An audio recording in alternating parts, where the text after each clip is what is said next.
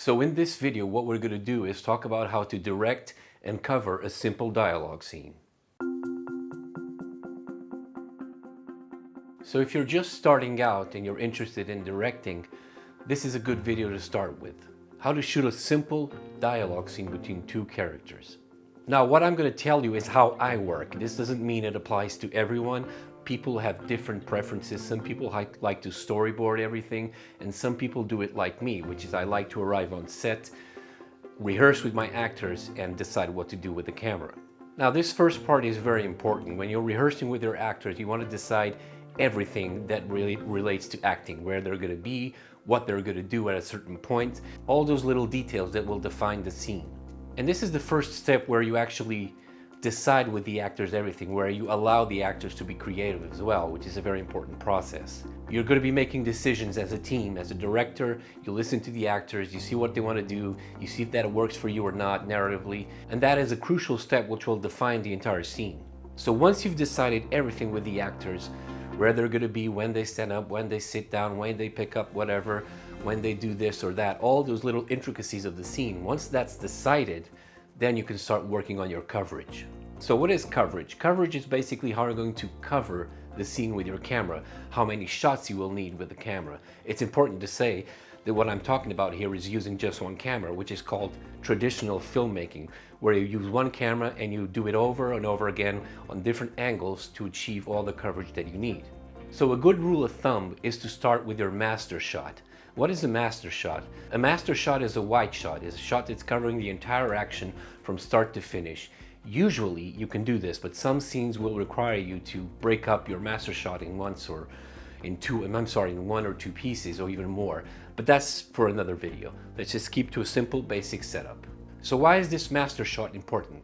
Well, it's important for the DP, for the director of photography, and if in case you're doing the lighting yourself, it's important because you're going to establish the main lighting of your entire scene.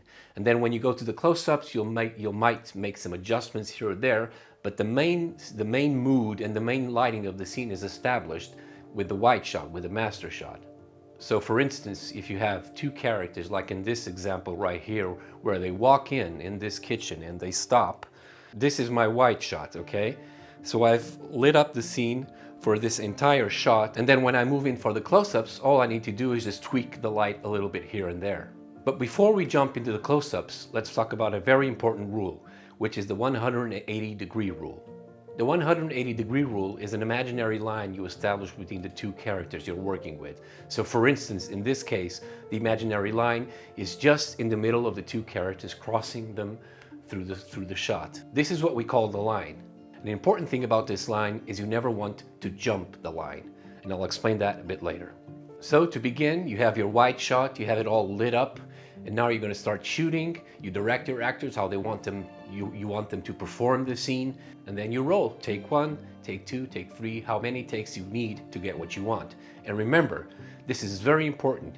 The actors have to memorize and mimic everything they've done in the master shot to then replicate in the close-ups, because if they do something different in a wide shot and then in a close-up, you won't be able to edit that together. So keep that in mind. Always instruct your actors to, once they've decided what to do, always stick to those decisions and never change anything in the process. Of course, changes will happen organically. People aren't robots, so things will happen.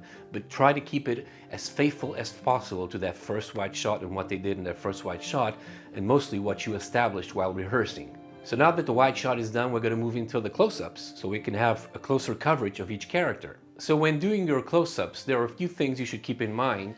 Not that they are actual mandatory rules, but they're just, in good taste and in good practice. So when framing your actor, you will want to leave your lead space, which is the space that doesn't have anything in it except without the actor, I mean. So that lead space without the actor should be facing the other actor. So in this example, as you can see, the actress here is talking to the left, and the other actress, when it cut to her, she's talking to the right.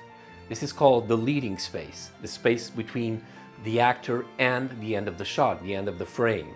Now you can do this in several ways. You can also do the same effect, but with negative space, what at least I like to call negative space, which is framing the actor in the exact opposite. So creating a negative space opposite of what we spoke before.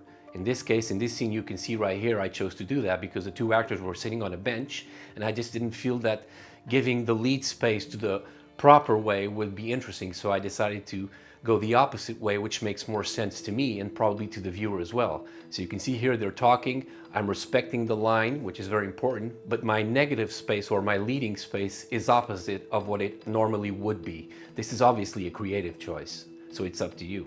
So just to summarize, the close-ups are the meat of the acting for the actors. So this is where the actors will be allowed to shine, because usually the master shot is an establishing shot. You're not going to cut that much into the master shot unless it justifies this, if there's a big action thing you want to do.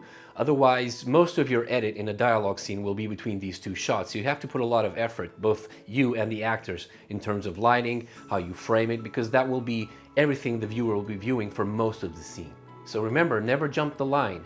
If the actor is looking, let's say, to the left side of the screen, the other actor, when you cut away to them, they should be looking to the right side of the screen, so the eye lines connect, okay? If, for instance, you decided to frame one actor on one side, and then the actor, let's use this example here of my phone. If I decided to cover this phone from here, imagine this is a character.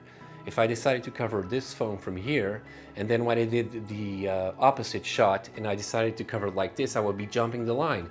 The correct thing would to be covered like this, because the line is here. You've established that in your master shot, which is, let's imagine I'm the master shot camera, okay? So the line is this point right here between the two actors, okay? So 1, 2, the line. So you got to do this and this. But there's an exception, of course. If you want to jump the line, you should always do it in shot, okay? So if I'm here covering and this character is saying something, whatever, relevant to the scene, and then let's say that the character leans over or something like that, something that justifies the movement of the camera. That's another point. Camera movement should always be justified, in my opinion. But that's also a little more complicated, so just scratch that for a second.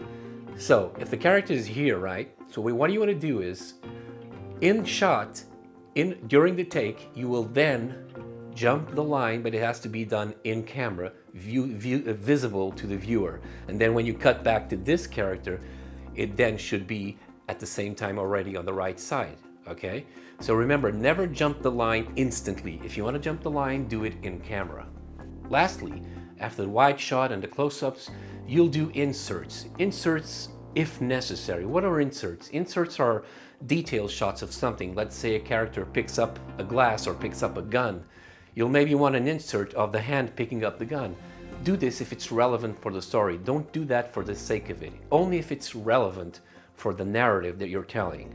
If it's not important, if it's just someone drinking a glass of water during a scene, but it's not really relevant to the narrative, there's no point in making that insert shot. But so, to summarize, you start with the wide shot, close-ups, then the inserts. And there you go. You've shot your first dialogue scene. And that's it, guys. If you like videos like these, please let me know in the comments below. Like, subscribe, and all those good things YouTubers ask you to do. I'm also doing the same thing. All the gear that I'm using in this video will be available in links below. Mind you, those are affiliate links, so you've been warned. Okay, yeah. Thank you very much, and I'll see you next time.